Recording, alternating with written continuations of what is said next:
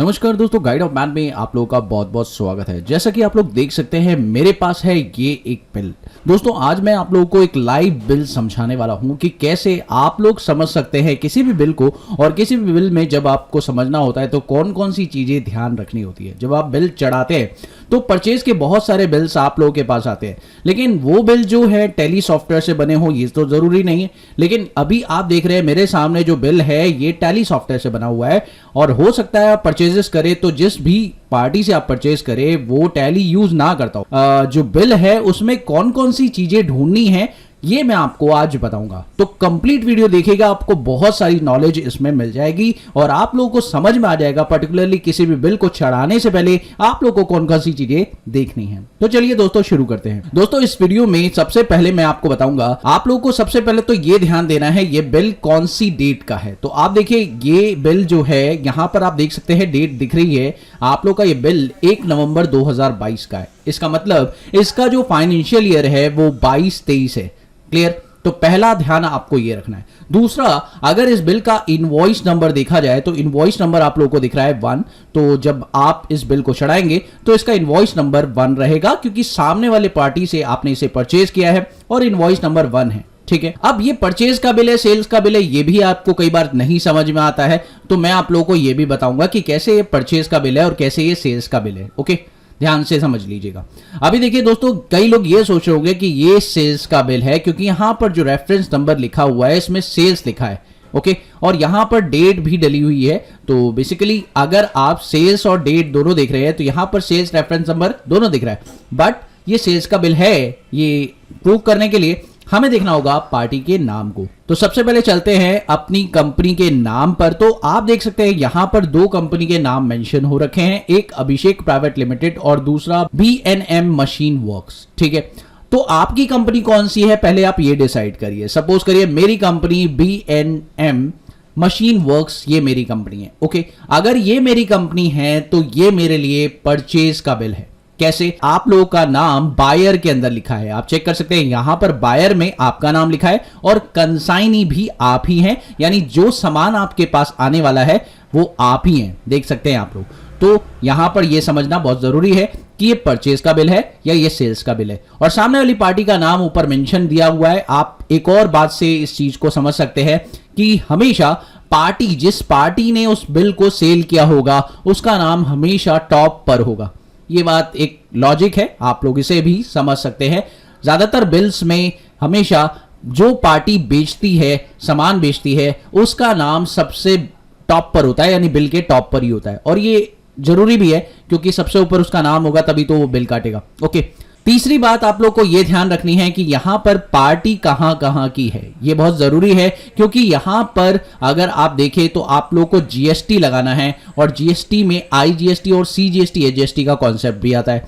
तो आप लोग को इंटरस्टेट और इंट्रास्टेट पता लगाना है। इंटरस्टेट है तो आप लोग की पार्टी एक स्टेट की नहीं दूसरे स्टेट की है, और अगर इंट्रास्टेट है तो पार्टी विद इन स्टेट है। तो यहां देखना जरूरी है कि आप कहां पर हैं। आप यहां पर देख सकते हैं कि जो एक पार्टी है मैं, यानी मैं, तो यहां पर मैं गुजरात का हूं और दूसरी जो पार्टी यहां पर दिखाई दे रही है वो है वेस्ट बंगाल की। ओके, तो बेसिकली कहने का मतलब यह है कि यहां पर आउटसाइड डीलिंग हो रही है। तो आप देख सकते हैं बिल पर आईजीएसटी भी लगा हुआ है। Got it? अब आपको यह भी देखना है, तो कई बार यहां पर अभी आप देख सकते हैं अभी तो 18% है बिकॉज आईजीएसटी लगा है, लेकिन आप लोगों को यह भी ध्यान देना है सीजीएसटी एचजीएसटी भी आता है जब आप लोग विद इन स्टेट परचेज करते हैं, यानी विद इन स्टेट खरीदेंगे तो सीजीएसटी एचजीएसटी आएगा। तो आप लोगों को यह ध्यान रखना है कि दोनों को सम करके यहां पे लिखना है। जैसे कि रेट की अगर बात हो रही है तो 18% रेट है, अगर वहां पर देखेंगे तो 99% रेट होगा। ओके, 99%, 14% ऐसे रेट होगा। तो उस केस में बिल को थोड़ा समझना पड़ेगा आप लोगों को कि 99% रेट है या आप लोगों का 18% रेट है। ओके, तो ये देखना है कि आप लोगों का रेट क्या है। इसके बाद और एक टैक्सेबल वैल्यू, आप देखिए बिल के अंदर एक टैक्सेबल वैल्यू है, यानी ये वो अमाउंट है जिस पर आपका जीएसटी चार्ज होगा। तो इस अमाउंट पर आपका जीएसटी चार्ज हुआ है, यानी अगर आप देखें तो टोटल जो है 60,20,000 का बिल है जिस पर जीएसटी चार्ज किया गया है। ओके, और जीएसटी चार्ज जो हुआ है वो ये अमाउंट का है, आप देख सकते हैं। और अमाउंट टोटल होने के बाद आप चेक करें तो आप लोग का टैक्स अमाउंट ऐड होने के बाद जो बिल आया है, तो वो टोटल जो बिल है करीबन 71, देख सकते हैं यहां पर 713600 का बिल है। ओके, तो इस अमाउंट को आपको रखना है, यानी ये अमाउंट ऑफ पेमेंट आप पार्टी को करनी है, तो इस अमाउंट का आप परचेज कर रहे हैं। साथ ही आपके बिल के ऊपर पैन कार्ड नंबर भी हो सकता है, आपके बिल के ऊपर सिग्नेचर्स भी यहां पर मेंशन हो सकते हैं, तो डिक्लेरेशन भी कई बार देते हैं हम लोग बिल पर, तो वो भी आप लोग को ध्यान से देख लेनी चाहिए, क्योंकि डिक्लेरेशन में कई बार आप लोग का कंपनी इंटरेस्ट चार्ज करने वाला पॉइंट लिख देती है। तो इंटरेस्ट अगर कंपनी ने चार्ज कर रखा है तो वो अपनी डिक्लेरेशंस में यहां लिख कर देगी जो भी आपका इंटरेस्ट होगा, और यहां पर उसके साइन है या नहीं है, प्रॉपरली ये देखना बहुत जरूरी है। और साथ में तो इस तरीके से आप एक प्रॉपर बिल को समझ सकते हैं कि आप लोग का बिल परचेज का है या सेल्स का है। बस एक बात का ध्यान रखना है कि आप किस साइड पर हैं, ये डिपेंड करता है। जैसे कि मैं आपको एक बिल और चेक करा देता हूं, ये देखिए, ये एक बिल है जिसमें मैं अब कहां पर हूं, देखिए ध्यान से देखिए।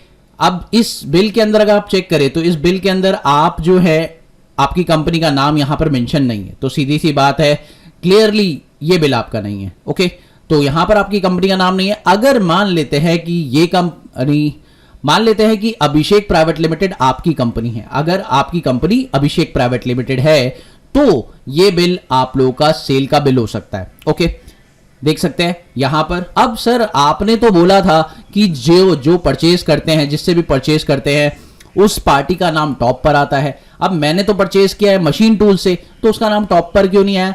क्योंकि रीजन ये है कि ये बिल मुझे मशीन टूल ने नहीं निकाल के दिया, ये बिल मैंने अपनी बिलिंग से निकाला है। यानी कि कहने का मतलब ये है कि सामने वाली पार्टी जब मुझे बिल दे देती है और उसके बाद मैं इसे अपनी टैली में रिकॉर्ड करूंगा, तो उसके बाद जब मैं इसे प्रिंट लूंगा तो वो कुछ इस तरह से दिखाई देगा, यानी मेरा नाम हमेशा मेरे बिल में टॉप पर आएगा।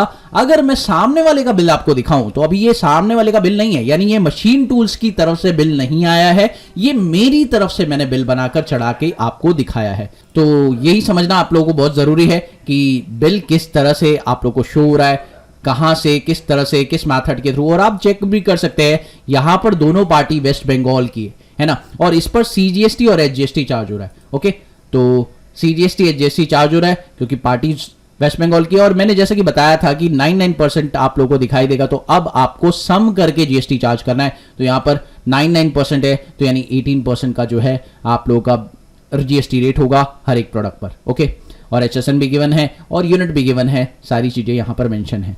और बिल मैं आने वाली वीडियोस में आप लोगों को दिखाऊंगा, कभी और बिल भी आपको समझाऊंगा, कुछ और बिल्स यानी दूसरे सॉफ्टवेयर से आए हुए बिल्स भी आप लोगों को दिखाऊंगा। जरूरी नहीं है टैली सॉफ्टवेयर से ही आप लोगों को बिल मिले और आपको उसको समझना पड़ेगा, इसलिए मैं आप लोगों को किसी और सॉफ्टवेयर से भी बिल काट कर जरूर दिखाऊंगा। तो मिलते हैं अगली वीडियो में एक और नए कंटेंट के साथ, तब तक के लिए देखते रहिए, सीखते रहिए गाइड ऑफ मैथ।